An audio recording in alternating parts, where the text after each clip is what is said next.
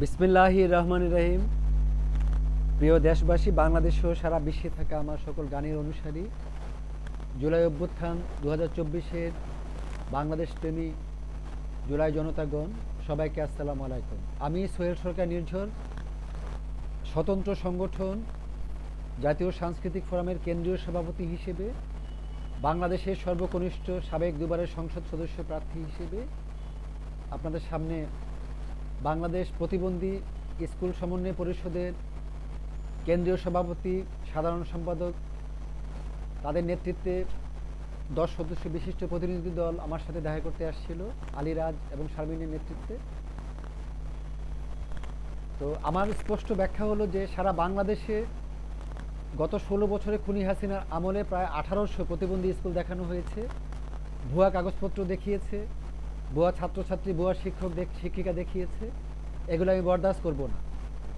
আমি একজন জুলাই অভ্যুত্থানের ট্রেনার হিসেবে, দেশপ্রেমিক হিসেবে বলতে চাই, গত 3 মাস আগে আমি রংপুর বিভাগে গিয়েছিলাম, 8টি জেলায় পরিদর্শন করেছি, প্রায় 40টি স্কুল।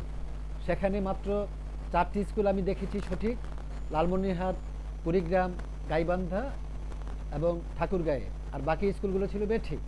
এমন সারা বাংলাদেশেই বেঠিক স্কুল করে রেখেছে। তো এগুলো আমরা কোনো সুপারিশ করব না।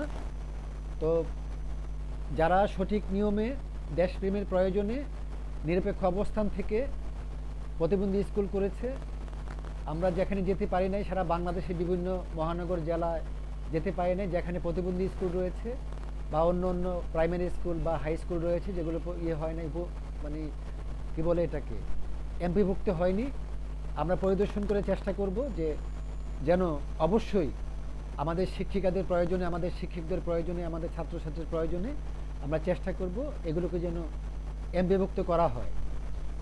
তো এই মর্মে আমরা সারা বাংলাদেশে ভিজিট করব। স্বতন্ত্র অবস্থান থেকে যে জেলায় যেখানে আমি যাই, আমি খোঁজখবর রাখি যে কোন স্কুলটা বা কোন প্রতিবন্ধী স্কুলটা বা কোন হাই স্কুলটা এমপিভুক্ত হয় না, আমি চেষ্টা করি।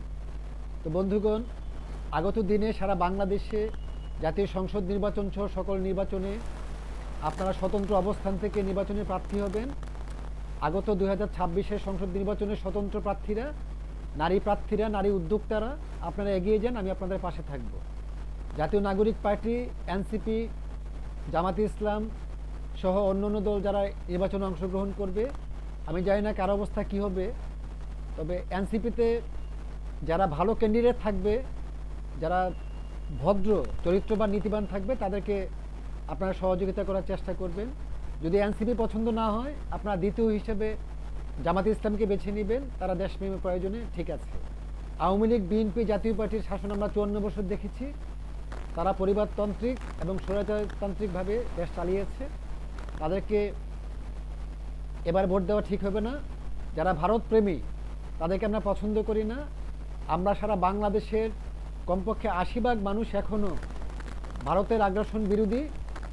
আমরা দেশপ্রেম চাই, আমরা নতুন বাংলাদেশের সংস্কার চাই, আমরা সংবিধান সংস্কার চাই, আমরা গণভোটে হা বলতে চাই। আপনারা গণভোটে হা ভোট দিবেন এবং যার যাকে ভালো লাগে নিরপেক্ষ অবস্থান থেকে আপনারা ভালো মানুষদেরকে ভোট দিবেন। এই হলো আপনাদের প্রতি আমার বার্তা।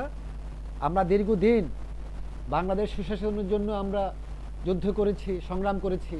গত 25 বছর আমি সারা বাংলাদেশে নারী উদ্যোক্তাদেরকে নিয়ে কাজ করেছি, নারী নেত্রী তৈরি করার চেষ্টা করেছি সারা বাংলাদেশের সাংগঠনিক 72টি জেলায় এবং 64টি জেলায় এবং সারা বাংলাদেশের প্রায় 500 উপরে উপজেলায়। তো আপনারা আমার জন্য দোয়া রাখবেন, আমি যেন আপনাদের পাশে থাকতে পারি, আমি যেন সারা বাংলাদেশে চরিত্রবান, নীতিবান, আদর্শবান মানুষের পাশে থাকতে পারি, সৎ কাজ করতে পারি। এই হলো আপনাদের প্রতি আমার আহ্বান। সবাইকে আমি অনুরোধ করছি, আগত জাতীয় সংসদ নির্বাচনে আপনারা কেউ চাঁদাবাজ, কোনো দুর্নীতিবাজ, কোনো চাঁদাবাজ, কোনো দেশদ্রোহী মানুষকে ভোট দেবেন।